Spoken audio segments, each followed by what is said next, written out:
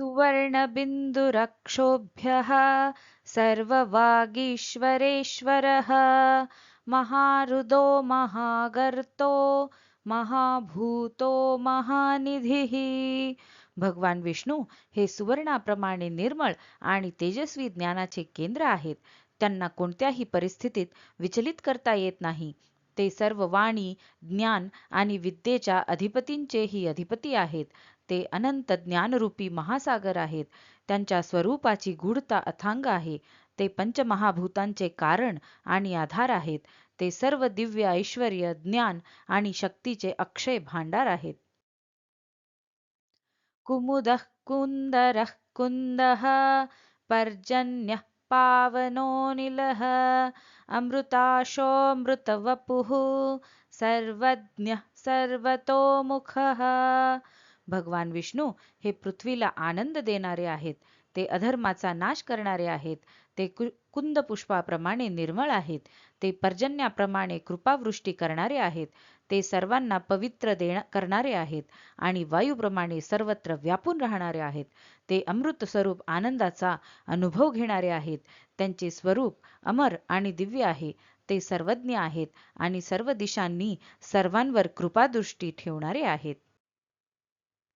सुलभः सुवृतः सिद्धः शत्रुजिच्छत्रुतापनः न्यग्रोधोदुम्बरोऽश्वत्थश्चाणुरान्द्रनिषूदनः। भगवान विष्णू हे निष्कपट भक्तांसाठी सहज प्राप्त होणारे आहेत. ते श्रेष्ठ व्रतांचे पालन करणारे आहेत. ते पूर्णत्व प्राप्त आणि सिद्ध स्वरूप आहेत. ते सर्व शत्रूंवर विजय मिळवणारे आहेत आणि अधर्मी शक्तींना दंड देणारे आहेत. ते वटवृक्षाप्रमाणे सर्वांना आश्रय देणारे आहेत. औदुंबराप्रमाणे पोषण करणारे आहेत. अश्वत्थाप्रमाणे सनातन जीवनाचे प्रतीक आहेत. ते चाणूरासारख्या दुष्टांचा संहार करणारे आहेत.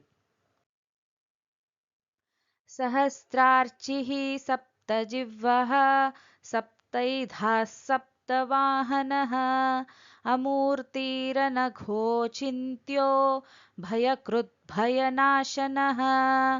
भगवान विष्णू हे असंख्य किरणांनी प्रकाशित होणारे आहेत. ते यज्ञाग्नीच्या 7 जिव्हांमध्ये प्रकट होणारे आहेत. ते 7 प्रकारच्या दिव्य ऊर्जांचे अधिष्ठान आहेत. ते विश्वाच्या विविध शक्तींचे संचालन करणारे आहेत. ते निराकार असूनही सर्वत्र विद्यमान आहेत. ते निष्पाप आणि पूर्णपणे पवित्र आहेत. त्यांचे स्वरूप मनबुद्धीच्या पलीकडील आहे.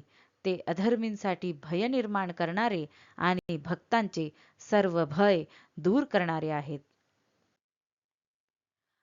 अनुर्बृहत्कृशस्थूलो गुणभृन्निर्गुणो महान् अधृतः स्वधृतः स्वास्यः प्राग्वंशो वंशवर्धनः। भगवान विष्णू हे अणुपेक्षाही सूक्ष्म आणि संपूर्ण विश्वापेक्षाही विराट आहेत. ते आवश्यकतेनुसार सूक्ष्म किंवा विराट रूप धारण करणारे आहेत. ते सत्व, रज आणि तम या त्रिगुणात्मक प्रकृतीचे धारण व नियमन करणारे असूनही त्या गुणांच्या बंधनापासून पूर्णतः अलिप्त आहेत. ते सर्वश्रेष्ठ आणि अनंत महिमेने युक्त आहेत. त्यांना धारण करणारा किंवा आधार देणारा दुसरा कोणी नाही. ते स्वतःच स्वतःचा आधार आहेत. त्यांचे मुख तेजस्वी, मंगलमय असून दिव्य, ज्ञान, सत्य आणि धर्माचा प्रकाश प्रकट करणारे आहे. ते समस्त सृष्टीचे आदिकरण आहेत आणि सर्व जीवसृष्टी, वंश परंपरा तसेच जीवनाचा अखंड विस्तार घडवून आणणारे आहेत.